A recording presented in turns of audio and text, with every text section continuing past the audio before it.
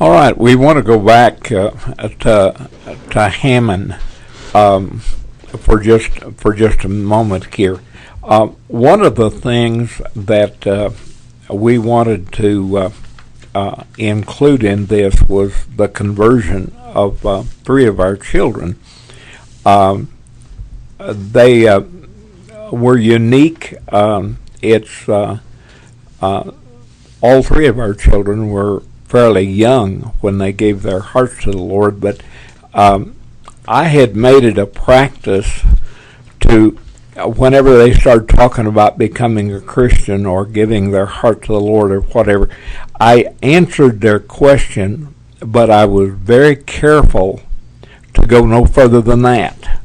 I did not try to lead them to the Lord. I left, tried to leave it totally and completely up to them. And in all three of their cases, it was a unique situation. Barbara, of course, was our oldest, and Barbara was about 5 years old when she gave her heart to the Lord. And she had been talking about the fact that she was not a Christian and she wanted to become a Christian, and wanted to give her heart to the Lord, and she didn't want to go to hell. And she was probably over a 6-month period. Every once in a while she would bring this up. And one Sunday afternoon, everybody was laying down taking naps, with the exception of myself. And I was sitting at the kitchen table there in Hammon, and she got up and came in and sat down in a chair across the table from me. I was sitting at the kitchen table doing preparation for that evening, and she said, "Daddy, I'm lost and I'm going to go to hell, and I need to give my heart to Jesus." And so I began to talk with her, and I began to share with her the Roman road, and she was very open and receptive. And as I talked with her, I said, I said, what you need to realize is that salvation is a gift of God. Yeah, you can't you can't earn it. You can't work for it. There's nothing you can do. It's a gift. And I had a stick of gum in my pocket. So I reached my pocket and I got out this stick of gum, and I said, "Barb, this stick of gum belongs to me, but I'm going to give it to you as a gift. It's yours. You can take it to your bedroom, you can chew it, you can do whatever you want to, but this is a gift from me to you." Same way with your salvation. It is a gift of God. But I said, there's one thing about this gift. This stick of gum is still mine. It's in my fingers. And until you reach out and take that stick of gum and take it into your hands, it's still mine. But a gift is to be received. And so you need to take this stick of gum, and then it will be yours. And salvation is the same way. And that afternoon she gave her heart to the Lord, and she still remembers. We were talking last couple of weeks about these interviews I'm doing, and she said, "Did you tell them about my salvation?" And she said, "I still remember that stick of gum that you gave me that Sunday afternoon." So it was a unique experience, and you know as well as I do, Damien, that as a pastor, one of the concerns of your heart is that your children become Christians, but you want them to genuinely say they know all the answers. Mm-hmm.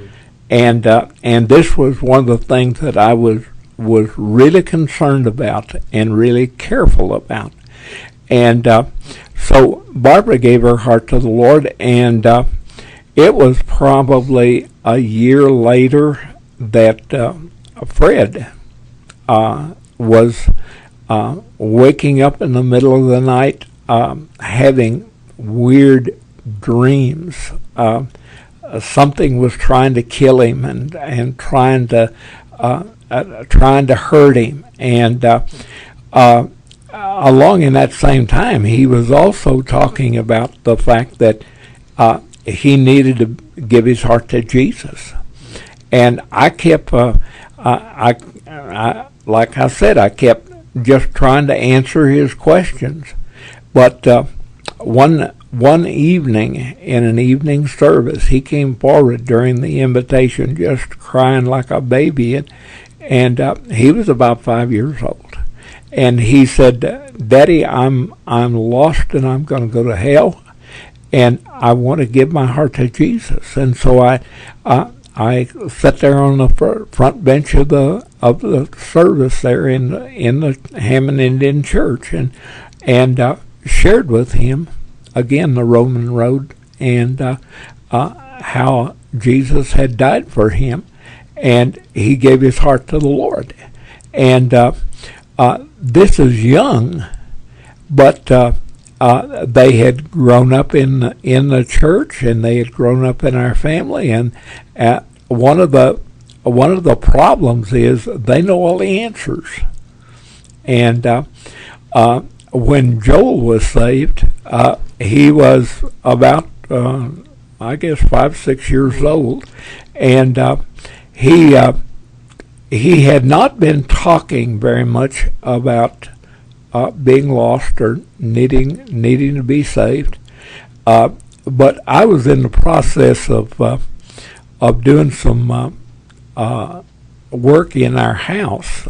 It was a rental house, but these wide mop boards, that they used to put around. Well, there's some around this here, and I was going in and taking these mop boards off and ripping them in half, making a 4-inch instead of an 8-inch out of them, and going to refinish and do this type of thing. But again, I was in the kitchen, but I had my power saw in there, my table saw in there, and they was sawdust and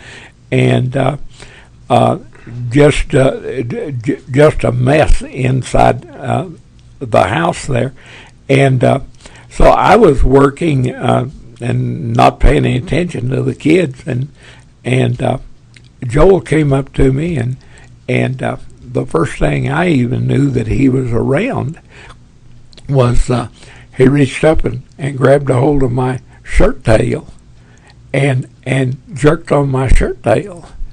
And so I turned the saw off, and I turned around and I said, "What do you want?" And he said, "Daddy, I want to be saved. I'm lost." And I said, "We need to pray then and ask Jesus to come into your heart." I mean, he popped down on his knees so quick there in that sawdust and began to ask Jesus to come into his heart. And each one of these kids, as they came, just it was their own personal experience, and each one of them will share with you, that this was how I gave my heart to the Lord. Mm-hmm. And but they were all unique, and 2 out of the 3, Fred and Barbara, are very actively involved in church, and Joel is not so much, but he still goes back to this time when he gave his heart to the Lord. And I felt like that I needed to go back and pick these up because these were just so vivid and so important. Let me take a break here.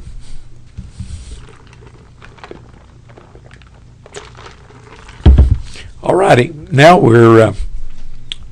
we got into Hammon, Montana, and we moved there in September of 1967. Oh, a little early there, but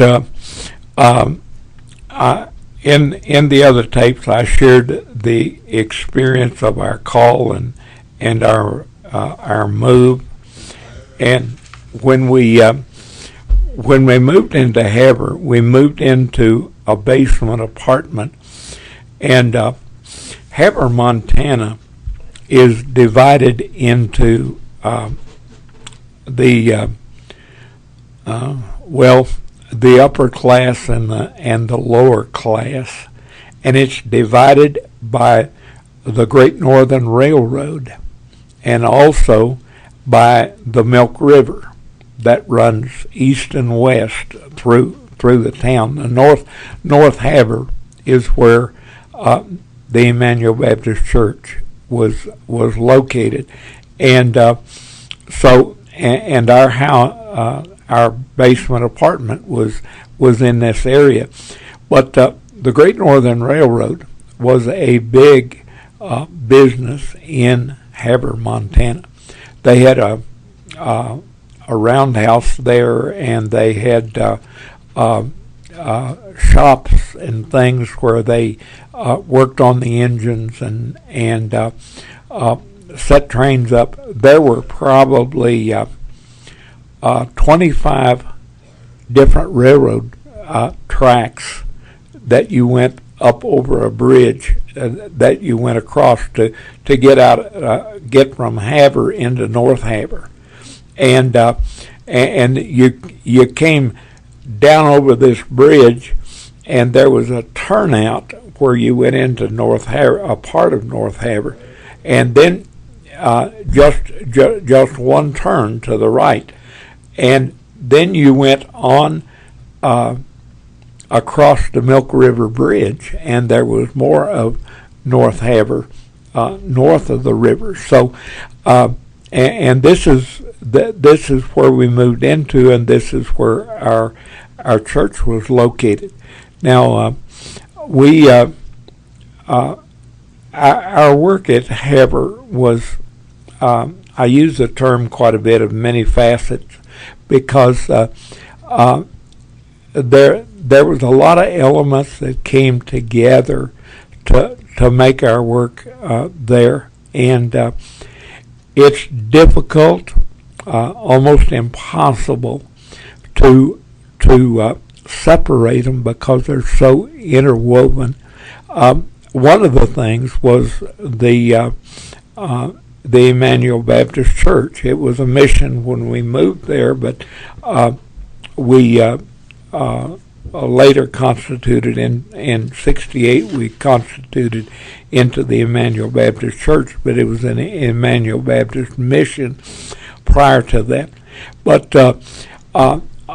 a part of our ministry, of course, was this church, and but we also had a mission at Chinook, which was 23 miles away, and that's a part of the story, and we'll get into it later. But this is another intricate part of it, and then the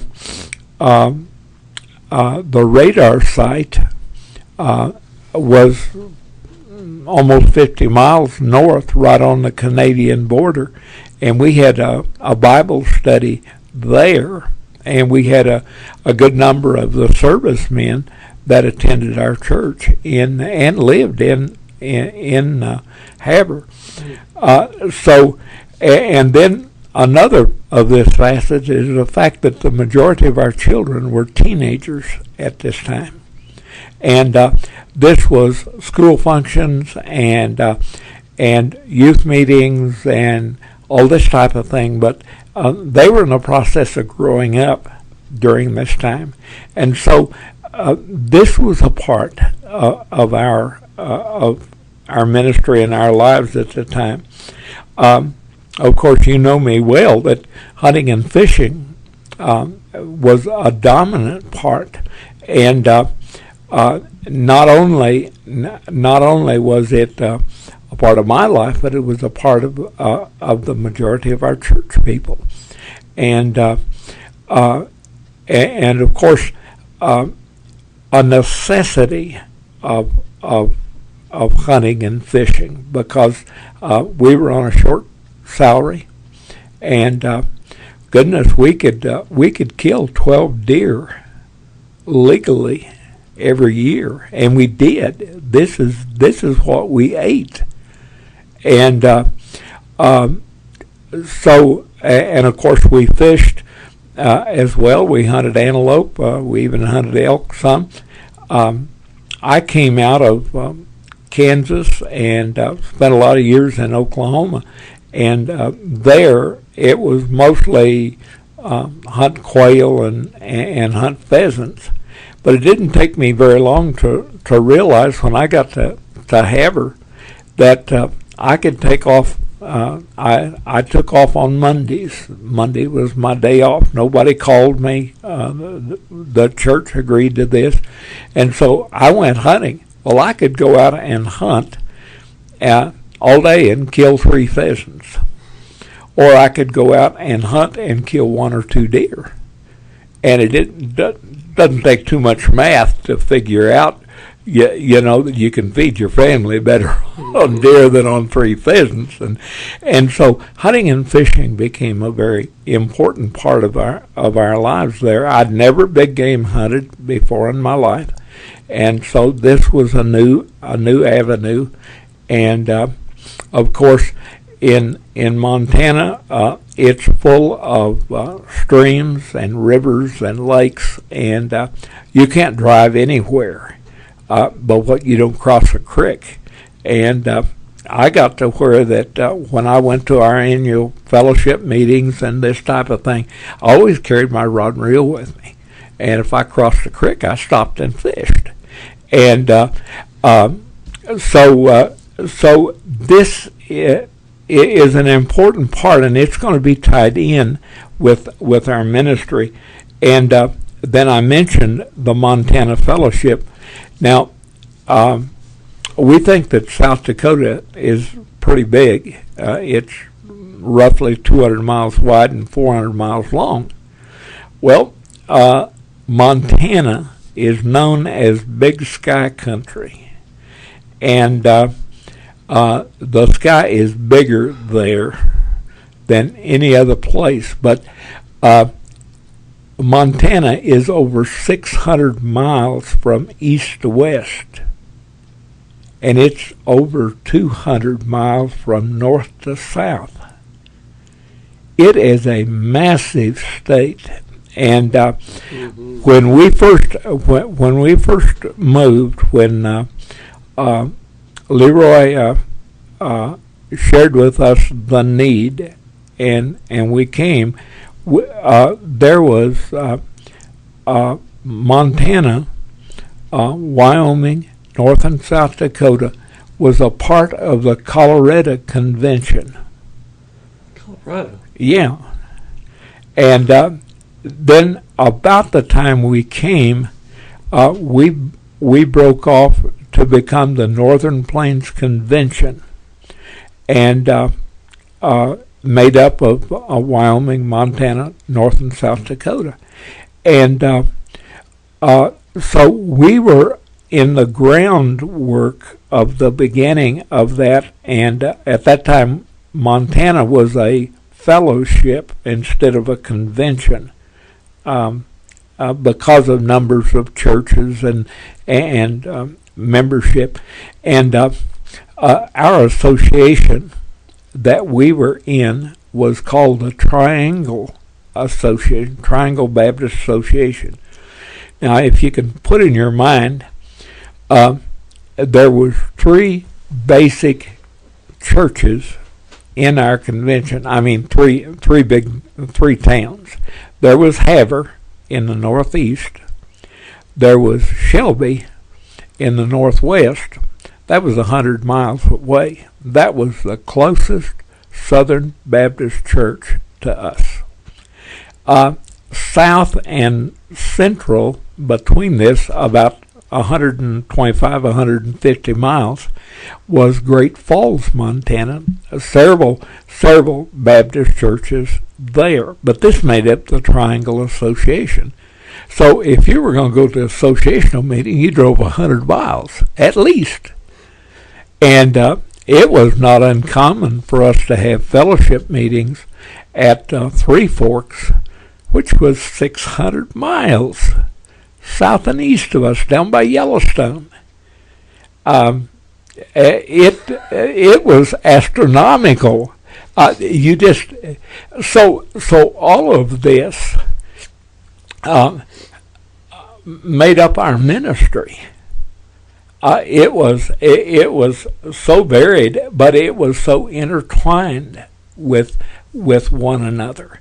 And so, of course, the work was started by Johnny Norwood, who was a U.S. 2 worker, and he had finished his 2 years. What they did, they don't have U.S. 2 workers anymore, but at that time, a seminary student could be within a year of graduation, and he could sign up to become a U.S. 2 worker, and he went into an area, and Johnny went to Haver, and spent the 2 years, and the requirement was that they could only spend 2 years. Then they had to go back to seminary, but they had to have this to become foreign missionaries. And so Johnny and Diana went to Indonesia, so it was time for them to be moving on, and that's where we became involved. The building was pretty much finished. It was a steel building. It seemed like it was about 25 feet wide and about 60 feet long, and located, like I said, in North Haver. And so this is where we moved to, and we moved into the basement of this basement apartment, and we had to be very quiet because they didn't want to disturb. The owners lived upstairs, and try to keep poor kids quiet, especially teenagers. And we almost immediately began to run into conflict, and it was a difficult situation. Another thing is to realize that when we lived in that area, that it was a different lifestyle.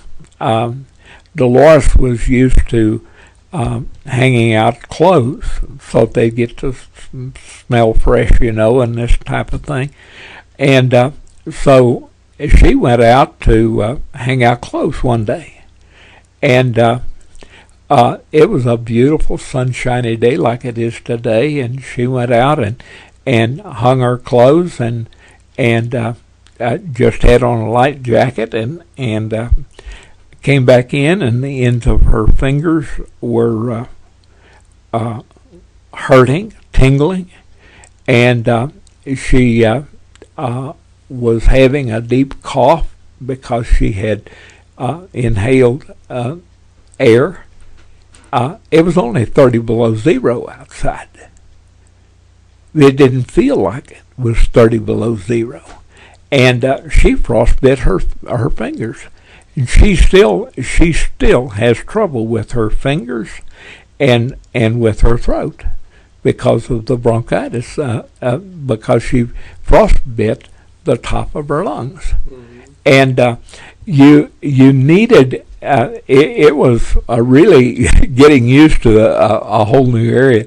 20 below zero was not uncommon in wintertime up there.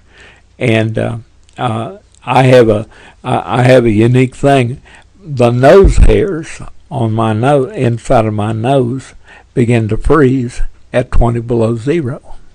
And I can tell you, within 2 or 3 degrees, of how cold it is when it gets down there to 20 below zero.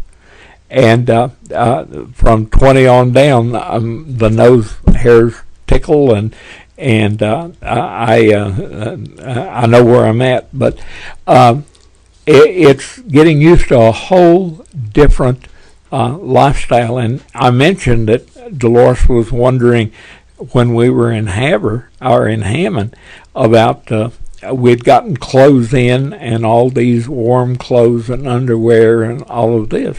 This is where we were, and the Lord provided for us before we ever left out of Oklahoma.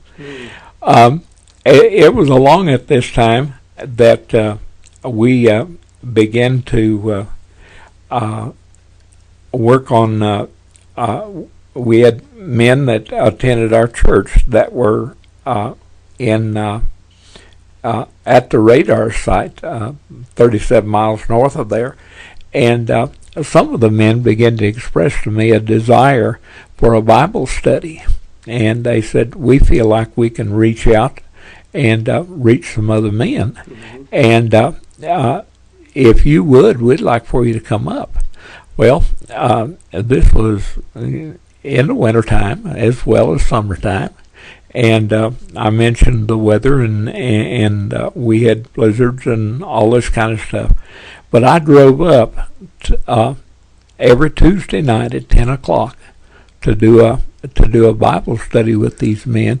And the reason was that the shift change came at 10 o'clock. And so the men were coming off or going on, and we could sandwich in there and have about an hour Bible study before the men went on to bed and whatever. So we used to do that, and we used to laugh. Now this is a radar site. One of our defenses, against at that time we were looking at Russia and this type of thing. But I could drive on to that radar site.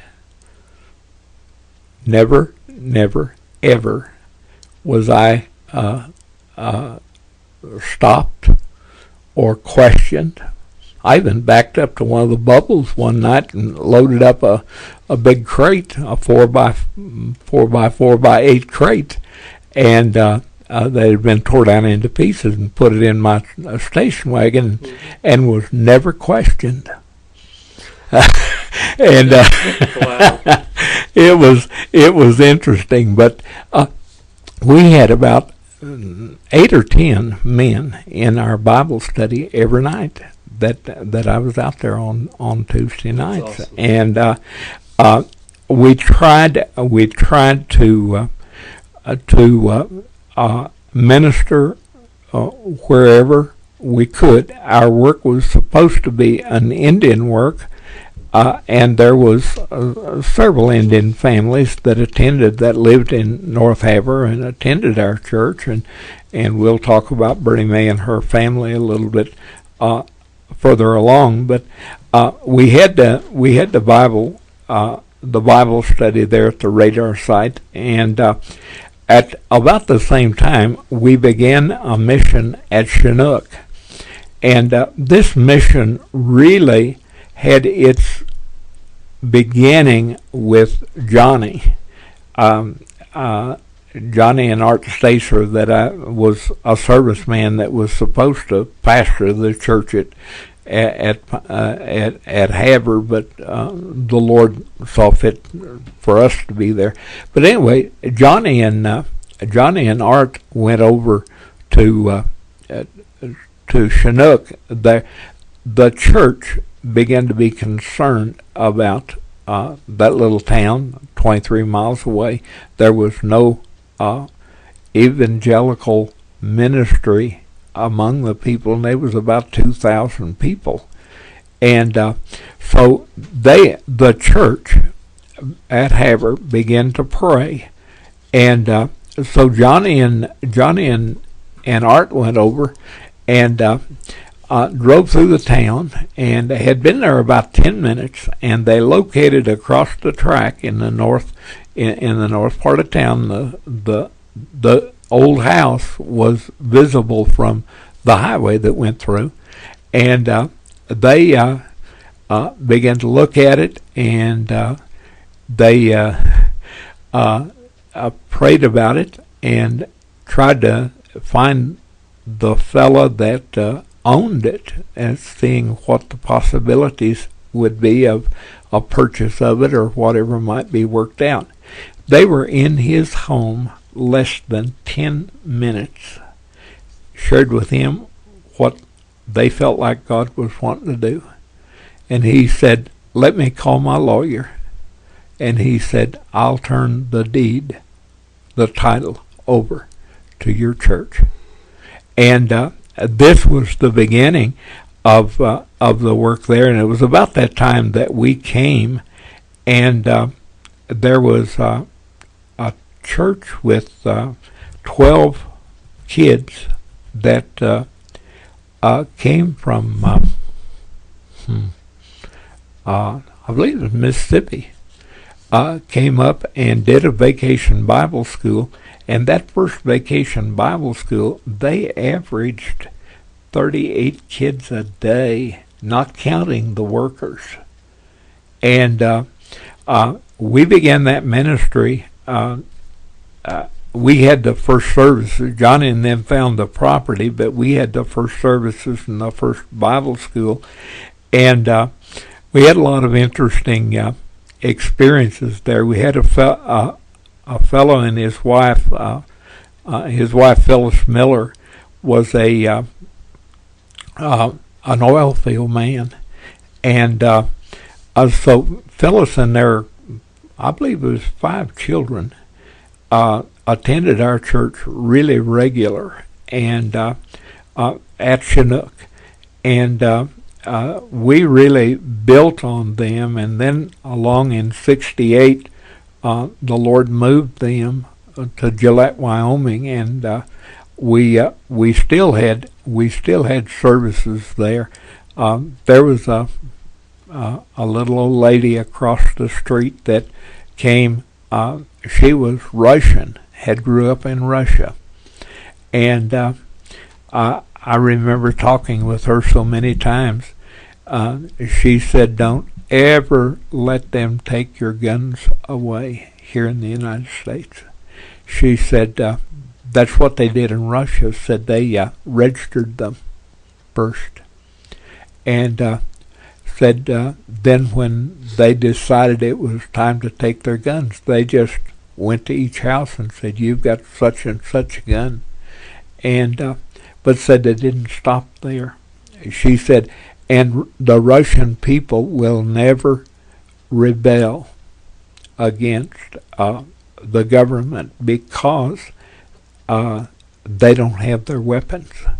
Said after we lost our guns through registration, of course there was some who kept them hidden or didn't register them. She said they went to the schools, to the little first and second and third graders. Your daddy and mommy got a gun? Mm-hmm.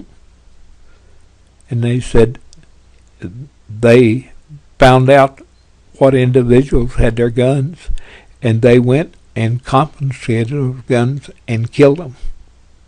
Killed the people. Killed the man. And said in a very short time they had no weapons. And she used to share that with me. It was just a neat lady, and the Lord gave us quite a ministry there. We had an Indian lady that her and her children attended our church, and never could get her husband to. When he died unexpectedly, and so I was visiting with her and asking her about the services, and of course they were Catholic, but she said, I want you to have a Baptist Mass for my husband. and I never had a Baptist mass before. That was her terminology. That's where she'd come from, and so we had a Baptist mass for her husband, but we continued that work while we were there. That 4 years, and an interesting experience. In April the 14th of 68, we constituted into the Immanuel Baptist Church there in Havre, and we of course had vacation Bible schools and things there in Havre. In 68, we had 18 youth in our vacation Bible school class. And out of that 18, now this is a town of about 12,000. It's a college town, and high school of about I think it was 2,000 students were in the high school. And of course, we had servicemen who had families, but we began to have a ministry among the youth, and that ministry developed into youth meetings on, of all times, Friday night at 7 o'clock. Now that's when all the football games, that's when all the basketball games was. But this was the kids' choice of a time. They said, we can go to football games or whatever if we want to, but we want to go to youth meetings. And what we would do with our youth meetings, I led our youth, and I had the kids sit down, and I said, I want you to write down a list of problems that you're facing as youth, regardless of what they are. And write these down, and we'll sit down and go into the Scripture and talk about these things. And we would meet in a home, and one of the kids is usually from our church, but not necessarily so. And but we would meet in a home and discuss for an hour and a half, 2 hours, the problem that they were having. And once in a while I would have in if we were dealing with drugs, I'd have somebody that had overcome drugs come in, but we had those kids, and we had 40 to 50 kids in, and we pulled kids out of the school. We had 2 of the roughest kids in the Havre school system that attended our youth meetings regularly, and we even went to one of their homes, and it was a wild experience. But we had just a tremendous time with these kids. We saw many of them give their heart to the Lord. Let's see, Carl Jurenka was one of the rough kids. He was involved in drugs and alcohol and the whole 9 yards, but he had the basement of his home where he lived was off limits to his parents, and so he opened up his basement one time to our youth meeting, and when I got there, there was there was some of the wildest music, hard rock stuff, and the black lights flashing, and turned the volume was sky high, and it was a wild time, and there was alcohol there, and there was drugs there, and we had a good meeting there, and a good response from the kids. But if you can, that basement was probably twice as big as your basement. It was a big house, and it was a big basement, and I mean, they were doing some dancing and everything else there, and it was a wild time. And eventually, our daughter Barbara even dated Carl, and he even floated the Missouri River with us. They were at one time pretty seriously talking about getting married, and here goes back. We floated the Missouri River, I think, 4 times or 5 times. That was anywhere from a 60-mile to 150-mile trip. And we had Woody Northcutt and his family. He was pastor at Shelby, and our kids and Charles Jaranka, all floating down the Missouri River in canoes. And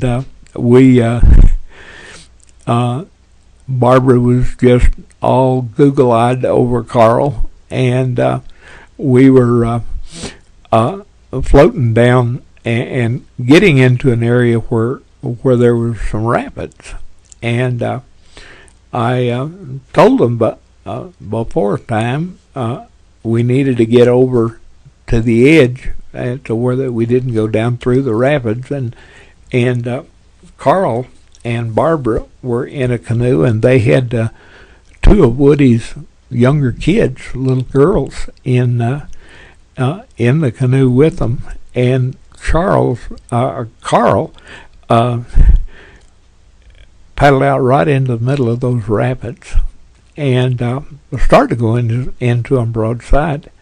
And I hollered at Barbara and told her how to paddle, and she did, and straightened the canoe up, and they got down through it. It was funny. We were very disgusted with Carl over this.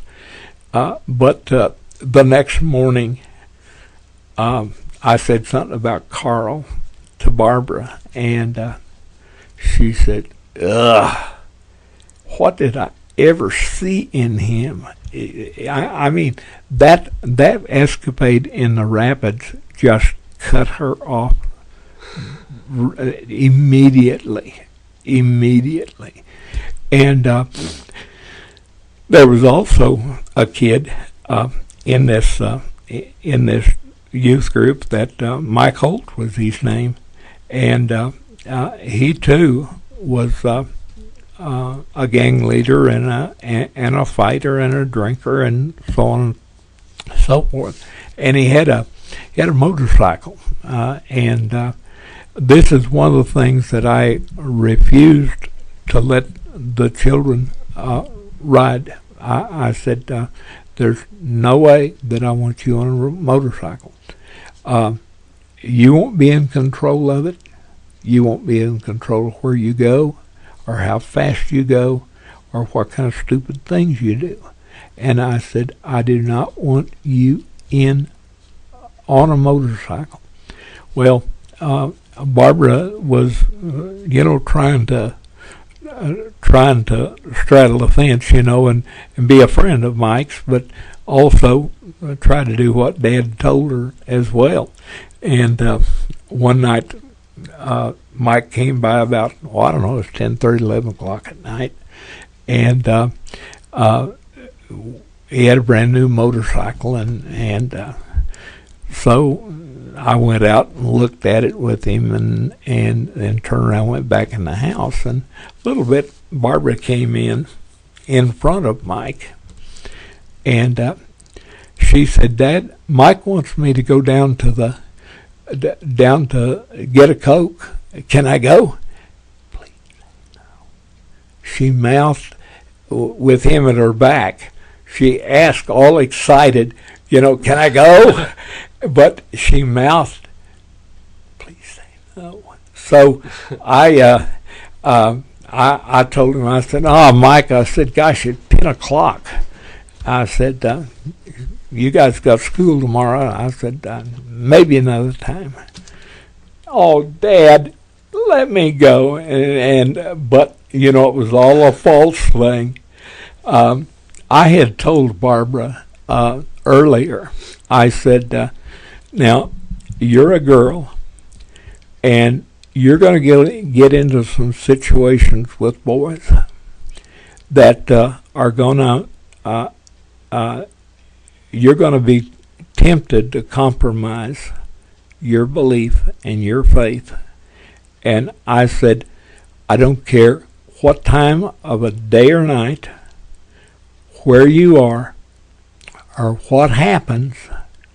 I said, "You call me, and I'll come and get you, so you don't get caught out somewhere where you have to compromise." And she did this several times, and she has told me, "Dad, that's one of the best things you ever did for me, was just to let me know." And so, but with this youth meeting, we led a lot of kids to the Lord, and we had a gal, Jill Beckman, that was from a broken home situation, and eventually moved into her own apartment and stuff, and Jill was a kind of a heavy-set girl, and didn't have a lot of friends, and she wasn't really good looking, but we loved her, and she was a neat girl. Well, about this time, the hippie movement was pretty active along in there in the late 60s, early 70s, and there was a whole van load of hippies showed up in town, and they came to our youth meeting one time, and we went around. Their leader and I had several discussions, but they moved in on Jill's apartment, and their drugs and whole 9 yards, and she was being influenced pretty heavily by them. And so one day I decided that I was going to take the bulls by the horn, and I prayed much about it, but I went down, and this dirty leader of theirs came out slouchy, and so I told him, I said, you guys need to hit the road. I said, Jill is a good girl, and she's a member of our church, and we're concerned about what's happening. And he got pretty smart, and he said, well, I can do whatever I want to, and Jill can make up her mind what she wants to do. And he said, what you have to say about it doesn't mean anything. And he got on a pair of toeless sandals. And I said, you're right. You do have rights.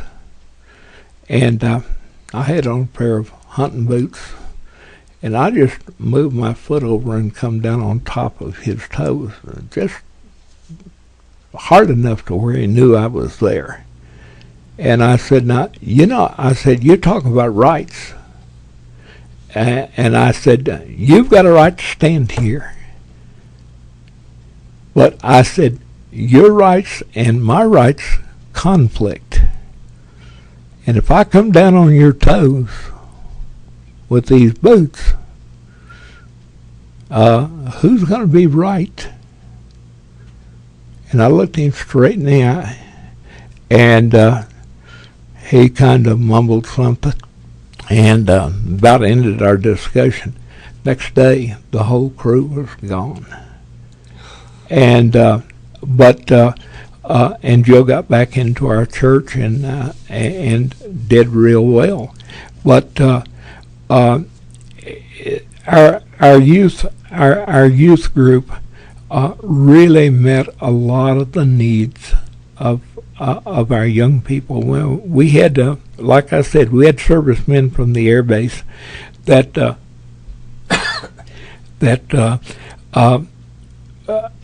had children, and so we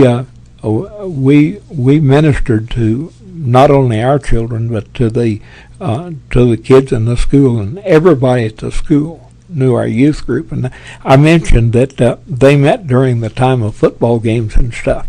If there was really an important ball game, the kids would say a week or two ahead of time, we'd like to go to this football game with Great Falls or wherever.